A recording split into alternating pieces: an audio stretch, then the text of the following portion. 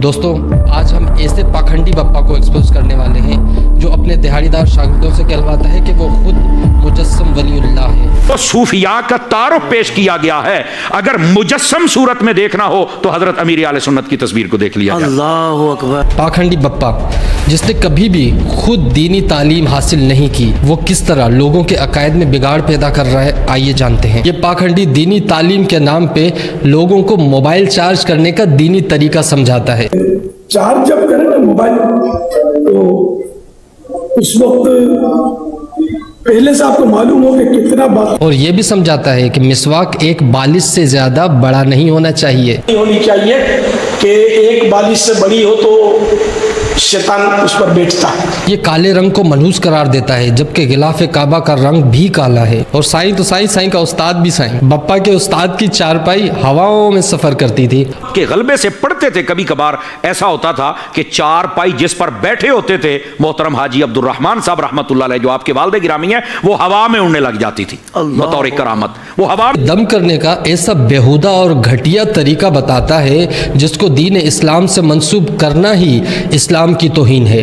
तो यूं कहें दादा साहिब की घोड़ी वही अंधेरी रात, जैद का दर्द सर का जाए, यही लगी मेरी आस।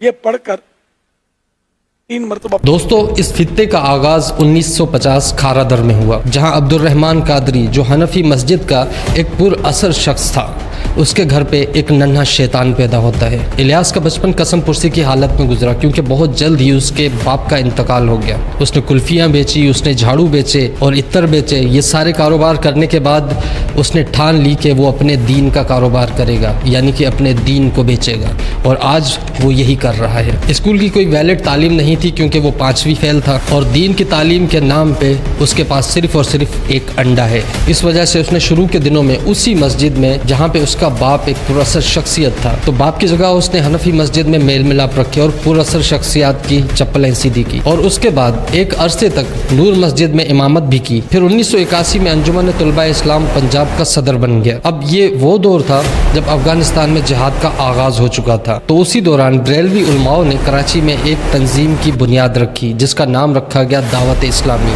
और उसी इलियास कादरी को इस दावत इस्लामी का सरबराह बना दिया गया जब उसकी उम्र थी 31 साल। आज दावत इस्लामी का अपना एक टीवी चैनल भी है। पहले तो ये पाखंडी बप्पा फोटोग्राफी और वीडियोग्राफी को गलत करार देते थे, लेकिन आज झूम झूम के कहते हैं देखते रहिए मदनी चैनल, देखते रहिए मदनी चैनल। आप जानकर हैरान होंगे कि मदनी चैनल के नाम पे इकट्ठा होने वाला चंदा और दावत इस्लामी के छोटे छोटे तुलबा से भीख मंगवा कर जो आमदन होती है उसको यूके किस तरह ट्रांसफ़र किया जाता है, और वो कितना बड़ा अमाउंट होता है। अब आप बोलेंगे कि मैं बप्पा जानी पे इल्ज़ाम लगा रहा हूँ, तो मैं इल्ज़ाम बिल्कुल भी नहीं लगा रहा। ये यूके की ऑफिशियल वेबसाइट है, जिसके मुताबिक दावत इस्लामी की जो रेवेन्यू है वो $60 मिलियन है, और एसेट्स इससे 10 गुना ज़्यादा है। दावत इस्लामी के इस वक्त 80 स्कूल हैं, जिसको वो दारुल मदीना कहते हैं, और इन 80 स्कूलों में 2100 बच्चे पढ़ते हैं। इन 2100 बच्चों को शिफ्ट्स में तरतीब देके अलग अलग मसाजिद पे चंदा मांगने के लिए भेज दिया जाता है,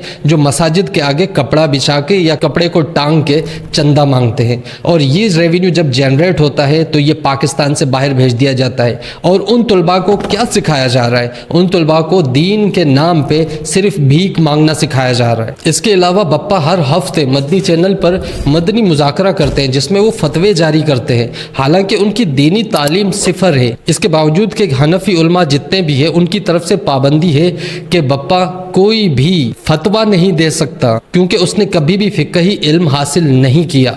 उसके बावजूद बप्पा तो लगे हुए हैं मस्त।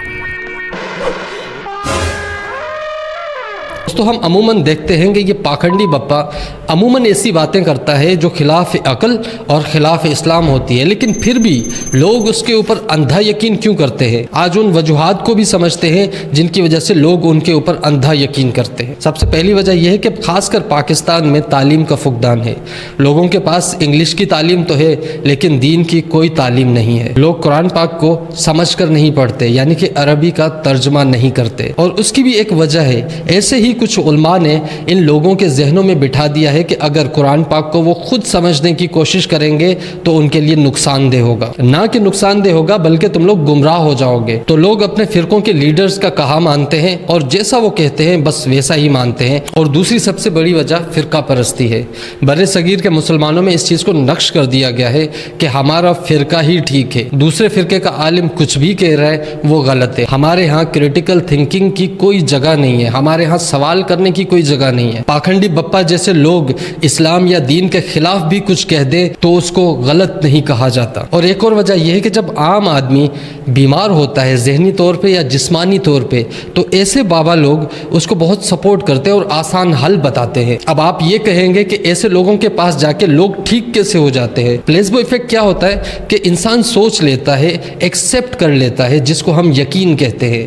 لوگ یقین کرنے لگتے ہیں کہ میں بابا کے پاس جا رہا ہوں، وہ دم کریں گے میں ٹھیک ہو جاؤں گا، میری بیماری ٹھیک ہو جائے گی۔ آپ کی باڈی آپ کو خود ٹھیک کرتی ہے اس پلیسبو ایفیکٹ کی وجہ سے، صرف آپ کے یقین کرنے کی دیر ہوتی ہے۔ دوستو میرا اس ویڈیو کا مقصد صرف بپا جانی کی تضحیک کرنا یا مذاق اڑانا نہیں ہے، میرا مقصد صرف اتنا ہے کہ آپ اپنی عقل کو ایک جنبش دیں اور اپنے دماغ کو کام کرنے پہ مجبور کریں، صحیح اور غلط کا فیصلہ کریں۔